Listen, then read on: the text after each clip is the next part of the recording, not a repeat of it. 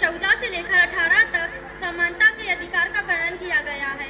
इसमें कानून के समक्ष समानता और रोजगार के अवसर की समानता दी गई है। अनुच्छेद 17 के तहत अस्पृश्यता का अंत कर दिया गया। अनुच्छेद 15 के तहत किसी धर्म जाति में भेदभाव नहीं किया जाता और अनुच्छेद 18 के तहत उपाधियों का अंत कर दिया गया।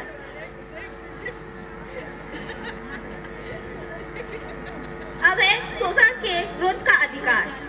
भारत के संविधान के अनुच्छेद 24 से लेकर 23 से 24 के तहत आने वाला एक मौलिक अधिकार है। इसका मतलब है कि किसी भी व्यक्ति से जबरन श्रम नहीं कराया जा सकता और ना ही उसकी इच्छा के खिलाफ काम करने के लिए मजबूर किया जा सकता। अपने देश में करोड़ों लोग गरीबी, दलित, शोषित, वंचित हैं। यहाँ लोग के द्वारा उनका शोषण हो रहा है। यहाँ लोगों के द्वारा उनका शोषण हो रहा है। ऐसे शोषण को हम अपने देश में बेगार या बंधुता मजदूरी के रूप में जानते हैं। इसी प्रकार के एक शोषण में लोगों को दास के रूप में खरीदा या बेचा जाता है। जब इसे अपराध घोषित कर दिया गया और यह कानून दंडनीय है।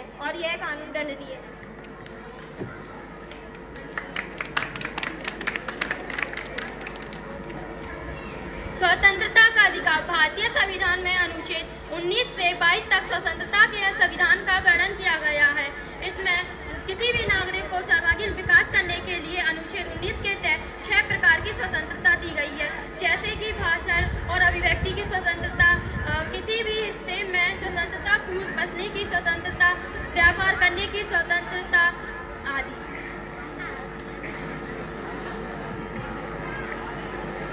संवैधानिक उपचारों का अधिकार। भारतीय संविधान में संवैधानिक उपचारों का अधिकार अनुच्छेद 32 के तहत हृदय आत्मा की उपाधि डॉक्टर भीमराव अंबेडकर द्वारा दी गई। यदि हमारे मौलिक अधिकारों का कोई हनन होता है या विकास करने में कोई बाधा उत्पन्न होती है तो अनुच्छेद 32 के तहत न्यायालय में याचिका लगा सकते हैं। सांस्कृतिक और शैक्षणिक अधिकार। सांस्कृतिक और शैक्षणिक अधिकार द्वारा अल्पसंख्याकों की भाषा और संस्कृति के संरक्षण का अधिकार दिया गया है। भाषा के अनुसार शैक्षणिक संस्थाएं स्थापित करने का कार्य भी कर सकते हैं। धार्मिक संस्कृति का अधिकार। धार्मिक स्वतंत्रता का अधिकार। धार्मिक स्वतंत्रता का अधिकार एक मौलिक मानव अधिकार है। भारतीय संविधान के अनुच्छेद 25 के तहत नागरिकों को धार्मिक स्वतंत्रता का अधिकार इस अधिकार तहत नागरिकों को यह अधिकार मिलते हैं कि अपने संविधान के अनुसार प्रत्येक व्यक्ति को अपनी पसंद के धर्म का पालन करने का अधिकार है। इस स्वतंत्रता को लोकतंत्र प्रतीक माना जाता है। इतिहास गवाह है कि दुनिया के शासकों और राजाओं ने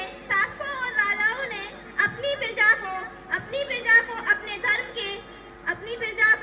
धर्म की स्वतंत्रता नहीं दी थी। धर्म को मानने की स्वतंत्रता नहीं दी थी। शासकों से अलग धर्म को मानने वाले व्यक्तियों को या तो मार डाला गया या विवश किया गया कि वे शासकों द्वारा मान्य धर्म स्वीकार कर ले। अर्थात लोकतंत्र में अपनी इच्छा के अनुसार धर्म पालन करने की